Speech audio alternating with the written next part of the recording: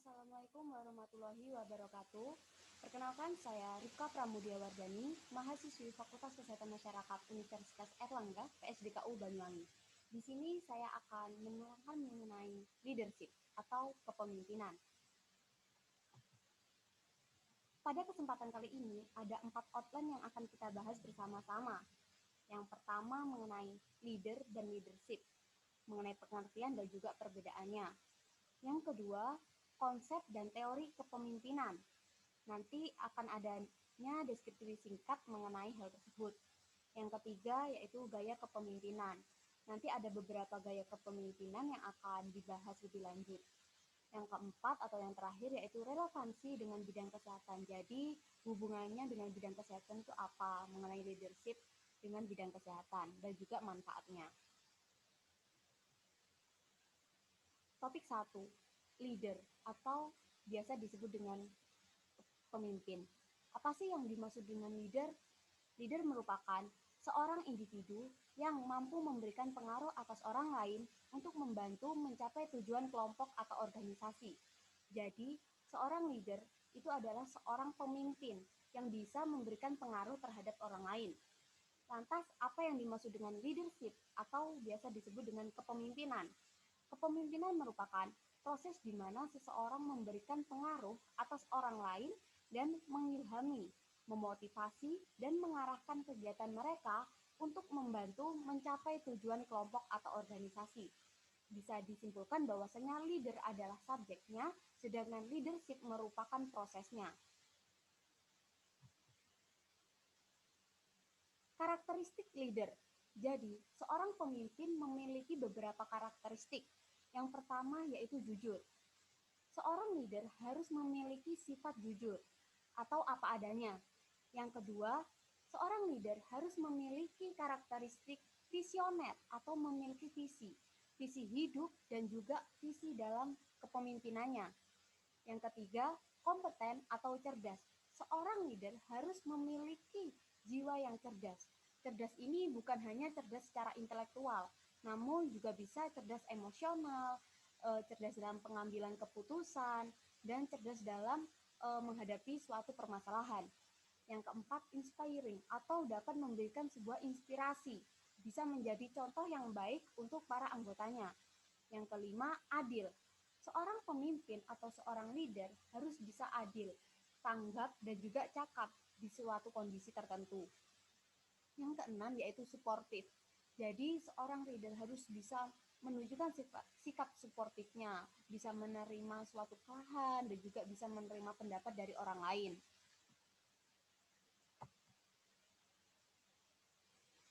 Kualitas kepemimpinan. Jadi di sini leadership harus memiliki kualitas.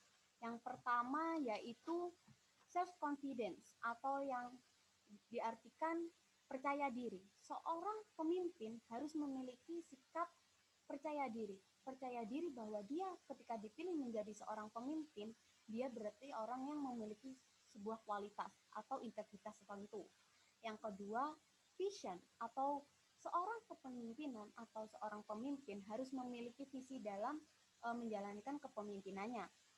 Yang ketiga yaitu intelligent wisdom atau yang artinya bijaksana. Jadi seorang pemimpin dalam suatu organisasi atau proses kepemimpinannya harus selalu menerapkan sikap bijaksana dalam segala hal, dalam mengambil keputusan, dalam menyelesaikan sebuah masalah, harus memiliki sifat yang bijaksana.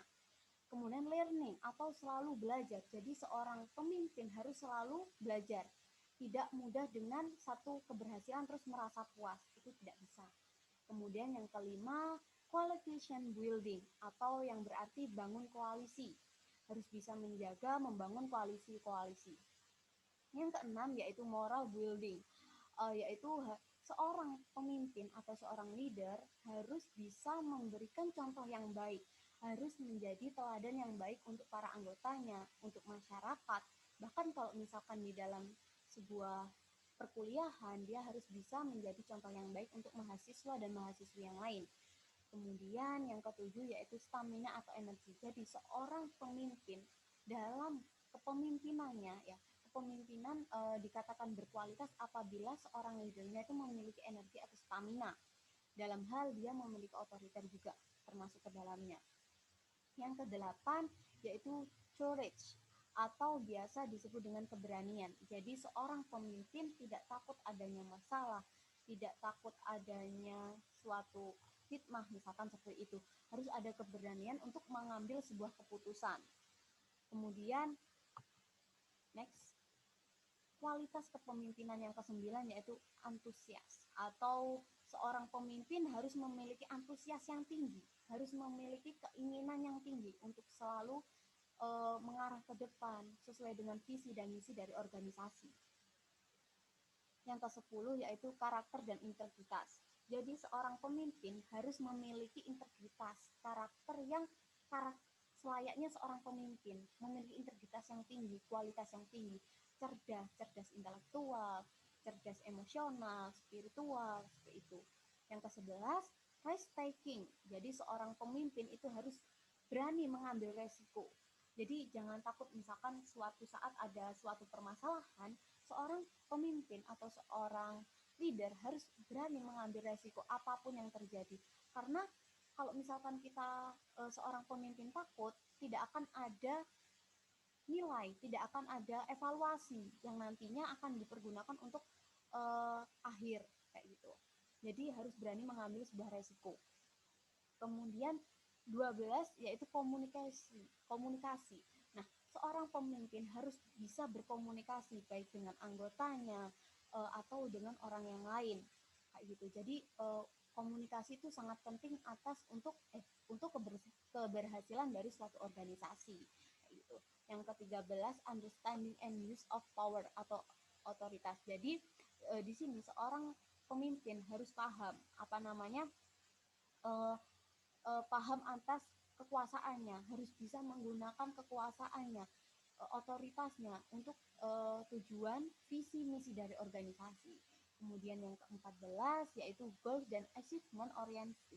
Jadi seorang pemimpin, seorang leader harus berorientasi pada tujuan dan juga berorientasi pada pencapaian. Jadi bagaimana targetnya, misalkan dalam satu periode, apa saja target yang emang harus dalam satu periode ini harus dapat terwujud kayak gitu misalkan.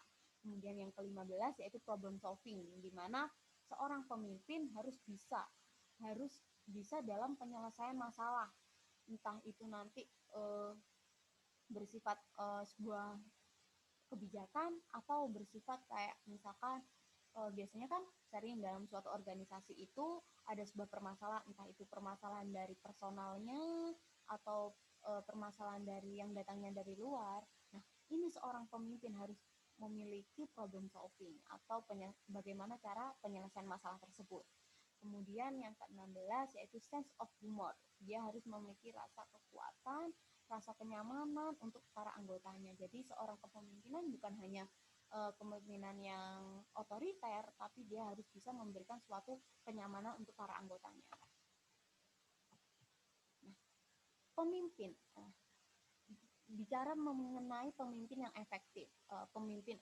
Pemimpin dikatakan efektif apabila yang pertama yaitu pemimpin yang mempunyai pengikut.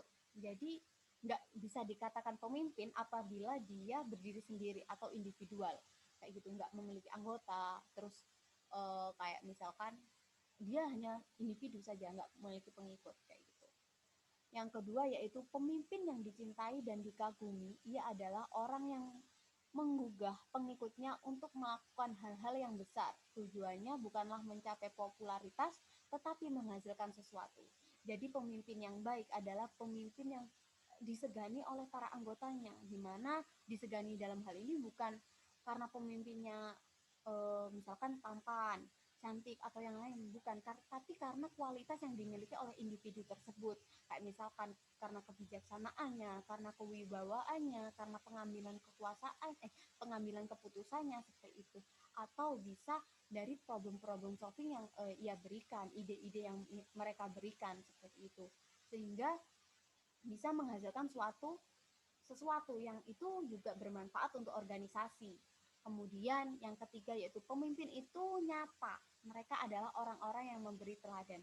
Jadi seorang pemimpin itu bukan hanya diakui dibutuhkan idenya, tapi harus nyata, tampak kayak gitu.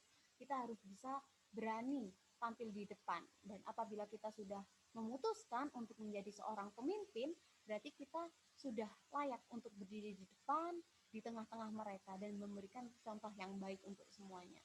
Kayak gitu. Terus yang keempat yaitu kepemimpinan bukanlah jabatan, hak istimewa gelar atau yang kepemimpinan adalah tanggung jawab. Jadi kita apabila kita dipilih menjadi seorang pemimpin ya, seorang pemimpin kita tidak boleh kayak merasa puas, oh aku ini pemimpin kayak itu, bukan. Tapi sebuah kepemimpinan itu adalah sebuah tanggung jawab. Jadi jangan senang-senang dipilih menjadi seorang pemimpin kayak gitu ya, karena tanggung jawabnya lebih besar. Nama baik organisasi yang harus dijaga. Next. Lantas, apa yang dimaksud dengan leader atau manager? Nah, menurut Kenneth Ledward dan Daniel Duke pada tahun 1999, menyimpulkan bahwa tidak ada orang yang mengatakan bahwa mengelola dan memimpin adalah sama. Namun, tingkat tumpang tindih merupakan titik yang menimbulkan ketidakcocokan. Jadi, antara leader dan manajer itu memiliki perbedaan yang sangat signifikan. Kayak gitu ya. Nah, perbedaan leader dan manajer. Kita bahas leader dulu atau pemimpin. Pemimpin yang pertama yaitu doing the right things atau mengerjakan sesuatu yang benar. Jadi pemimpin itu tidak membutuhkan hasil yang signifikan atau hasil yang memuaskan, tapi pemimpin itu lebih ke yang benar, cara yang benar kayak gitu. Yang kedua, berorientasi pada inovasi. Jadi seorang pemimpin akan selalu berinovasi untuk programnya, untuk segala bentuk kegiatannya agar bisa mewujudkan suatu visi dan misi dari organisasi tersebut. Kemudian yang ketiga, berorientasi pada orang atau targetnya ya. Seorang pemimpin itu selalu harus bisa mengkader kayak gitu, harus bisa menarik simpati pada seseorang untuk misalkan gabung terhadap organisasinya. Yang keempat yaitu develop atau berkembang. Jadi seorang pemimpin itu selalu berorientasi untuk selalu berkembang, entah itu geraknya lambat, entah itu, tapi nanti outputnya dia harus bisa menunjukkan dirinya lebih baik daripada hari yang sekarang. Yang kelima yaitu menumbuhkan kepercayaan. Jadi seorang pemimpin harus bisa mendapatkan sebuah kepercayaan dari anggotanya, harus bisa mendapatkan kepercayaan dari orang lain kayak gitu.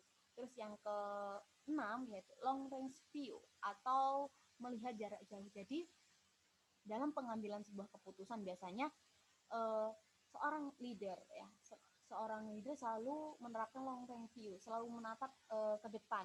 Jadi apa yang di depan yang bakal dibutuhkan untuk organisasinya. Kemudian yang selanjutnya S, what, and why. Jadi seorang pemimpin, seorang leader itu tidak bertanya kapan, tapi selalu bertanya apa dan bagaimana. Jadi apa kendalanya, terus bagaimana solusinya, misalkan seperti itu. Kemudian yang selanjutnya S in the horizon atau mata di cakrawala. Jadi dia menjadikan sebuah mata ini adalah sebuah jendela untuk misalkan mengamati situasi kondisi kayak suatu permasalahan-permasalahan, isu-isu gitu. Terus yang terakhir yaitu challenger the status. Maksudnya yaitu seorang pemimpin adalah sebuah penantang. Jadi seorang pemimpin ketika kita udah menjadi seorang leader, kita tidak boleh takut, kita tidak boleh pesimis, bahkan kita harus menantang gitu ya. Kadang banyak orang selalu dikendalikan oleh waktu, tapi ketika kita menjadikan diri kita seorang pemimpin, kita harus bisa mengendalikan waktu tersebut. Nah, kemudian beralih pada manajer. Manajer itu doing things right, mengerjakan sesuatu dengan benar. Ya, mengerjakan sesuatu dengan benar. Ya. Kemudian yang B, berorientasi pada stabilitas. Jadi bagaimana cara mempertahankan misalkan dalam sebuah perusahaan, bagaimana cara mempertahankan labanya, keuntungannya seperti itu. Kemudian yang ke C yaitu berorientasi pada sistem dan struktur. Jadi seorang manajer ini terikat oleh sistem dan juga struktur. Jadi nanti adanya misal bahwa manajer ada staff-staffnya kayak gitu. Dan itu sangat terlihat sekali kayak gitu.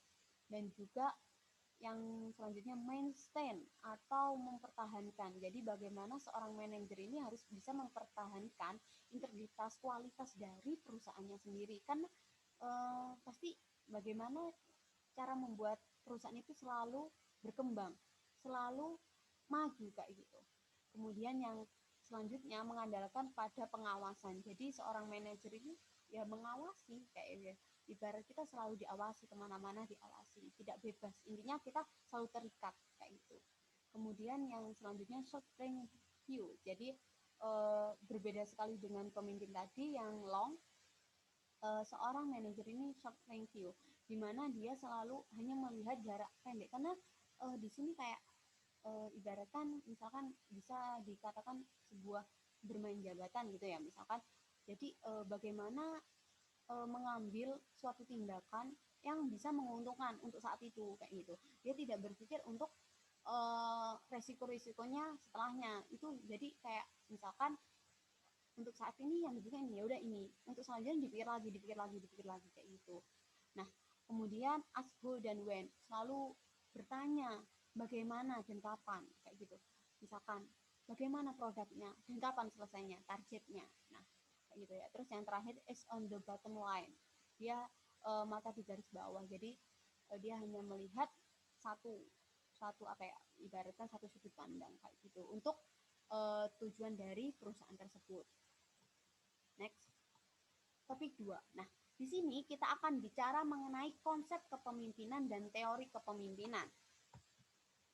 Konsep kepemimpinan di sini ada 5. Yang pertama yaitu kepemimpinan merupakan sikap seseorang yang mampu mempengaruhi orang lain. Jadi seorang pemimpin, seorang leader itu harus bisa mempengaruhi orang lain. Maksudnya mempengaruhi dalam hal baik ya. Maksudnya bisa memberikan suatu nilai sehingga seorang orang lain itu bisa ikut pada kita, bisa mengikuti apa arahan kita kayak gitu. Bukan berarti senioritas atau junioritas, bukan, tapi kita harus bisa memberikan integritas yang pengaruh ya, integritas pengaruh yang tinggi untuk orang lain kayak gitu. Kemudian yang kedua, pimpinan dapat mempengaruhi bawahannya untuk suatu tujuan yang positif. Udah saya bahas sedikit bahwasanya seorang leader harus bisa memberikan contoh yang baik, mempengaruhi hal yang baik gitu. Kemudian yang ketiga, pemimpin yang baik memiliki kemampuan untuk menggali motif maupun keyakinan diri sendiri dan tim untuk mencapai visi kesuksesan.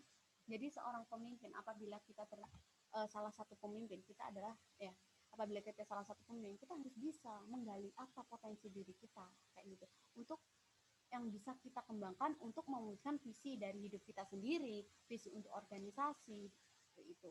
Kemudian yang keempat, pemimpin memiliki kekuasaan yang bisa digunakan secara tepat, dapat membuat organisasi menjadi berkembang. Jadi seorang pemimpin dia udah memiliki otoritas, dia udah memiliki kekuasaan yang bisa ia manfaatkan untuk mengembangkan, untuk mewujudkan visi dan misi dari organisasi. Kemudian yang kelima yaitu pemimpin yang baik terus bekerja dan belajar, meningkatkan keterampilan kepemimpinan yang dimiliki dan tidak beristirahat dengan kemenangan. Jadi seorang pemimpin tidak pernah lengah atas sebuah pencapaian. Jadi dia terus belajar karena dia menyadari bahwasanya persaingan di luar itu tidak mudah kayak gitu. Jadi akhirnya dia harus belajar lagi dan tidak gampang puas dengan sebuah keberhasilan. Next. Nah, bicara teori kepemimpinan. Nah, ini ada beberapa teori. Yang pertama yaitu menurut Gridman teori, menjelaskan bahwasanya pemimpin yang hebat itu dilahirkan, bukan dibentuk. Jadi Gridman mengatakan bahwasanya pemimpin yang hebat itu dilahirkan, bukan dibentuk kayak gitu. Yang kedua, teori sifat ya, mengasumsikan bahwa seorang memiliki sifat atau kualitas tertentu yang diwarisi sehingga membuat mereka cocok untuk menjadi pemimpin. Jadi teori sifat ini menandakan bahwasanya misalkan apabila orang tuanya seorang pemimpin, nah memiliki jiwa kepemimpinan, pasti anaknya bakal juga kayak gitu. Teori sifat menjelaskan seperti itu. Kemudian yang ketiga yaitu teori kontingensi, di mana kepemimpinan yang efektif tergantung pada tingkat kesesuaian antara kualitas pemimpin dan gaya kepemimpinan yang dituntut oleh situasi tertentu. Jadi kontingensi ini lebih mengarahkan bahwasanya bagaimana sih misalkan suatu leader ya, apabila suatu leader yang memiliki gaya otoriter misalkan, terus dihadapkan dengan situasi yang itu sosial banget. Nah, itu bagaimana cara mempengaruhi hal tersebut kayak gitu. Dan gaya kepemimpinan itu ada banyak, ada otoriter, ada yang mengayomi, seperti itu.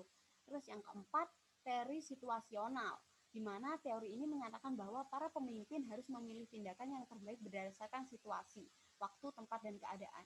Jadi ini hampir berkaitan dengan problem solving, bagaimana upaya penyelesaian masalah yang sesuai dengan waktu tersebut, sesuai dengan tempatnya, dan bagaimana dengan keadaan dari organisasinya. Kayak gitu misalkan. Next. Yang kelima yaitu teori perilaku. Nah, pemimpin yang hebat itu dibuat, bukan dilahirkan. Maksudnya adalah orang yang bisa belajar menjadi pemimpin yang baik melalui pelatihan dan pengamatan. Jadi berbeda dengan teori yang menurut Goodman tadi, teori perilaku ini lebih mengarahkan bahwasanya kepemimpinan ya. Pemimpin itu bisa dibentuk. Jadi bisa dibentuk melalui pengalaman, terus melalui pelatihan, dan mungkin bisa misalkan saya mengikuti latihan kepemimpinan, misalkan LDKS seperti itu. Nah, di situ jiwa kepemimpinan saya mulai untuk diasah seperti itu, sehingga jiwa kepemimpinan saya, sifat kepemimpinan saya itu bisa dibentuk, misalkan seperti itu. Kemudian teori partisipasi. Nah, di sini pemimpin yang ideal adalah pemimpin yang mempertimbangkan masukan dari orang lain. Pemimpin yang partisipasi dan kontribusi anggotanya pada proses pengambilan keputusan. Jadi di sini teori partisipasi ini menjelaskan bahwasanya seorang pemimpin itu tidak boleh idealis, kayak gitu. Tidak boleh egois dalam pengambilan keputusan. Dia juga harus bisa mendengarkan, mempertimbangkan masukan-masukan dari anggotanya. Karena kita tahu bahwasanya sebuah organisasi, nah sebuah organisasi ini tidak hanya diisi oleh satu orang kayak gitu, tapi banyak kepala yang di sini idenya, masukannya sangat dibutuhkan untuk kemajuan visi dan misi dari organisasi tersebut kayak gitu. Next. Nah, teori transaksional atau manajemen, di mana seorang pemimpin harus menciptakan struktur tentang apa yang menjadi tujuan organisasi atau kelompok tersebut dan konsekuensinya, penghargaan dan hukuman jika tujuan itu terpenuhi atau tidak. Jadi di sini harus adanya manajemen, harus adanya konsekuensi. Kadang kita organisasi ya, misalkan kebanyakan organisasi itu adalah kita bekerja dengan ikhlas, ide kita harus tertuang, tenaga kita juga harus benar-benar kita serahkan untuk organisasi kita. Nah, di sini untuk mengikatnya adalah sebuah peraturan kayak gitu, kebijakan. Nah, yang kedelapan yaitu teori hubungan, di mana pemimpin yang membangun hubungan dengan pengikutnya akan memotivasi dan menginspirasi orang lain. Jadi, teori hubungan ini dari pemimpin dan anggotanya itu tidak hanya sebatas rekan kerja, rekan mengerjakan program kerja, tapi sebuah bisa diibaratkan sebuah keluarga. Di sini yang saling melindungi, menyayangi, seperti itu. Karena pendekatan dengan anggota itu tidak hanya sebatas pada program kerja, tapi bisa di hal lain kayak gitu. Kemudian yang ke-9 yaitu teori kontingensi. Yang kedua, yaitu teori ini menyatakan bahwa keterampilan yang dipelajari, gaya yang dikembangkan, dan pengetahuan yang diperoleh adalah kunci nyata untuk kinerja kepemimpinan yang efektif. Jadi, kepemimpinan yang efektif dinilai apabila memiliki keterampilan, terus gaya yang dilakukan, gaya kepemimpinan yang dilakukan, dan juga pengetahuan yang dimiliki itu sesuai kayak gitu, sehingga mewujudkan sebuah kepemimpinan yang efektif kayak gitu. Next. Nah, di sini ada gaya kepemimpinan. Nah, gaya kepemimpinan ada 5. Yang pertama yaitu gaya karismatik. Apa sih yang dimaksud dengan gaya karismatik? Kayak gitu kan. Nah, gaya karismatik merupakan suatu gaya yang didasarkan pada karisma seseorang yang membangkitkan pemujaan dan rasa kagum dari bawahan terhadap sang pemimpin. Entah nanti leadernya cantik, entah nanti leadernya tampan, berwibawa, bertanggung jawab, itu adalah sebuah poin kayak gitu, sebuah poin untuk mengikat para anggotanya kayak gitu. Nah, ini memiliki apa ya, nilai sendiri kayak gitu. Misalkan kita udah menjadi seorang leader, ketika kita udah menjadi seorang leader, kita tidak bisa menghindari berbicara di depan. Pasti nanti kita bisa harus bahkan kayak sudah jaminan kita harus berani berbicara di depan. Nah, ketika berbicara di depan ini kita terlihat, wah pemimpin ini seperti ini ya, cara bicaranya bagus, public speakingnya bagusnya. Ini memiliki integritas yang berbeda kayak gitu, memiliki nilai yang berbeda kayak gitu. Kemudian yang kedua, gaya autokratik atau memiliki arti kekuasaan yang terbatas, yang tak terbatas, di mana bentuk kekuasaan berada mutlak pada diri seseorang atau bisa disebut dengan diktator. Jadi ini seperti gaya kepemimpinan yang hanya kekuasaan ya, kekuasaan itu hanya pada seorang pemimpin kayak gitu, jatuhnya pengambilan keputusan hanya pada seorang pemimpin kayak gitu, leadernya. Kemudian yang ketiga yaitu gaya demokratis, di mana gaya kepemimpinan ini semua yang akan diputuskan dan dilaksanakan harus disepakati dan dilakukan bersama-sama. Jadi semua untuk dalam pengambilan keputusan seorang pemimpin ini selalu melibatkan anggota-anggotanya untuk berpartisipasi dalam pengambilan keputusan, baik memberikan ide, gagasan, sebuah solusi untuk sebuah permasalahan kayak itu. Kemudian yang keempat, gaya laissez-faire atau kendali bebas, laissez-faire ya.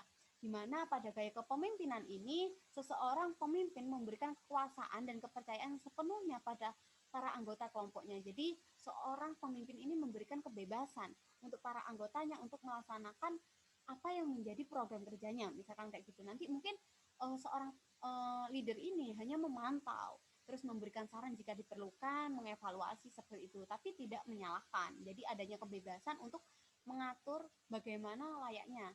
Misalkan dalam sebuah kegiatan, ada sebuah program kerja di mana ada ketua panitia, sekretaris panitia dan lain sebagainya. Nah, di sini seorang pemimpin memberikan tanggung jawab misalkan kepada si humas untuk menghubungi pemateri, terus si konsumsi untuk mengatur konsumsi layaknya seperti apa, itu. Kemudian yang terakhir yaitu gaya paternalistik, di mana seorang pemimpin paternalistik dalam menjalankan tugas selalu mengutamakan kepentingan bersama dan memperlakukan para anggotanya secara adil. Jadi di sini pada gaya paternalistik ini adalah sebuah kebijaksanaan yang memang menspesialkan untuk anggotanya itu selalu mendapatkan perlakuan yang sama, keadilan baik waktu, kerja, dan lain sebagainya. Next. Kemudian, apa sih relevansi konsep kepemimpinan dalam bidang kesehatan? Kayak gitu ya. Yang pertama di sini kita ketahui bahwasanya peran pemimpin dan anggotanya dalam lingkungan masyarakat harus berkomunikasi dengan baik kepada masyarakat agar mudah diterima di dalam lingkungan masyarakat. Jadi kita sebagai sarjana kesehatan masyarakat, kita harus bisa berkomunikasi secara efektif kepada masyarakat, kepada klien, pasien kayak gitu. Untuk lebih memudahkan kita untuk mengetahui bagaimana sih kondisi dari masyarakat kayak gitu. Yang kedua, dalam pemecahan masalah kesehatan, seorang pemimpin harus membuat keputusan yang tepat dengan permasalahan di lingkungan tersebut. Jadi seorang pemimpin, ya, kita seorang calon sarjana kesehatan masyarakat harus bisa menganalisis bagaimana kondisi masyarakatnya, lingkungannya, sehingga untuk mewujudkan derajat kesehatan untuk lingkungan tersebut, misalkan daerah tersebut, itu sesuai kayak gitu loh. Kemudian yang terakhir yaitu kecerdasan seorang pemimpin mampu membuat komunikasi yang baik antar tenaga kesehatan dengan masyarakat yang mempermudah masyarakat paham dengan informasi yang disampaikan sehingga terwujud derajat kesehatan masyarakat. Jadi seorang pemimpin harus bisa menjadi komunikator yang baik, komunikator yang hebat kayak gitu. Dalam hal bisa gimana ya, bisa memberikan informasi yang terbaik sehingga orang lain pun tidak canggung kepada kita kayak gitu. Apalagi kita yang nantinya bakalan terjun kepada masyarakat, kita harus memahami siapa audiens kita, siapa masyarakat kita, dan bagaimana karakter-karakternya kayak gitu. Dan itu harus dimiliki oleh seorang calon sarjana kesehatan masyarakat. Next. Terima kasih. Mungkin itu saja yang bisa saya sampaikan. Kurang lebihnya saya mohon maaf. Nun wal qalami wa ma yasturun. Wassalamualaikum warahmatullahi wabarakatuh.